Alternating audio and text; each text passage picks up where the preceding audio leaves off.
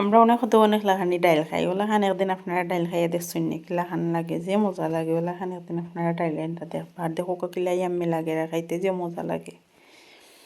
তো বাখর পাতার দিন আইলেও আমি ওলাই ওত মাস আইলেও ওলা খান ডাইল রান দিয়ে আর কি আমার কাছে গেছে খাইতে যে ভাল লাগে বেশ করে। বাখর পাতা দিয়া ডাইল দিয়ে ওলা খান বিরান বিরান করে বুনলে যে মজা লাগে।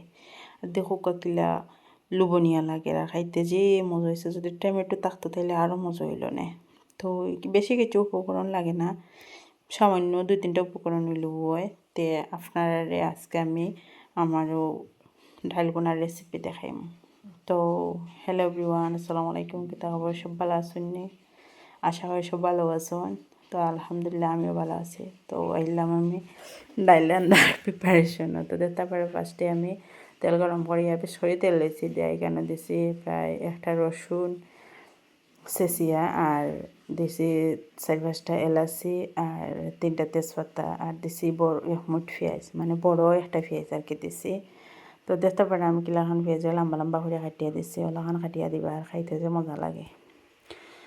তো দেখতে পারেন আমি পেঁয়াজ দিয়ে এখন পেঁয়াজ দিয়ে আর রসুনটা বালার টিকে কষিয়ে নিম আর কি। যত সময় ধরে পেঁয়াজের কালার চেঞ্জ না হয়েছে আর পেঁয়াজ একটু না হয়েছে আর কি, অত সময় আমি পেঁয়াজে বাইজে নিম তেল। তো দেখতে পারেন আমার পেঁয়াজ প্রায় ভাজা হয়ে গেছে, কেন আমি মশলা এটা হয়ে গেছে। সামান্য পরিমাণ দিছি গুঁড়ামরিচ, আর দিছি বাখরো গুঁড়া, আর দিছি হাফ চামচ হলুদের গুঁড়া দিয়া বালাটিকে মশলা কষাই নিম অল্প একটু পানি দেয়া। তো অল্প একটু পানি দিয়ে বালাটিকে মশলাটা কষাই নিম। বালাটিকে মশলাটা কষানি ওই গেলে এখানে আমি দিমু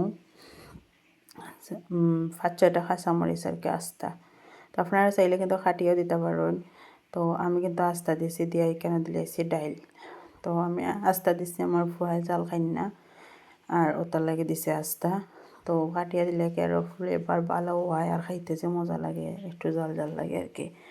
তো দেখতে পারেন আমি ডাইলটা দিয়ে বালারটিকে কষাই নিলাম। তো যত বেশি কষাইবা কি ডাইলে মানে বিরান বিরান করবা তত ডাইলটা খাইতে মজা লাগবো আর ডাইল ভাঙতো না আর কি, আস্তে আস্তে থাকবো। তো দেখতে পারেন আমি ডাইল কষাই এখানে মাঝে আমার পরিমাণ মতো সিরাই লাইছি, বেশি সিরা দেওয়া দরকার নাই, যেহেতু এটা মসুরির ডাইল মানে এক জ্বালাইলেও ভিজে যাইব। তো দেখতে পারেন আমার ডাইল কিন্তু প্রায় হয়ে গেছে। এখন আমি বেশ করে বাহার পাতা দিব, কেন মূল মানে এই ডাইলটা মজা হওয়ার মূল উদ্দেশ্য বা কারণ হইলেও বেশ করে বাখরা পাতা দিলে আর কি ডাইলটা দিয়ে মজা লাগে আমার কাছে খাইতে। তো টমেটো টমেটো দিলে কিন্তু খাইতে যে আরও বেশি ভালো লাগে। তো দেখতে পারে আমার ডাইল হয়ে গেছে, ওখান আমি নামাইলাম। আর দেখো ফাইনাল লুক খাইতে কিন্তু যে মজা হয়েছে বিশ্বাস করেন। আপনারা একদিন ট্রাই করবা আপনার বাসাত, আর আমারে জানাইবা কমেন্ট হইরা যে কিলাখান হয়েছে।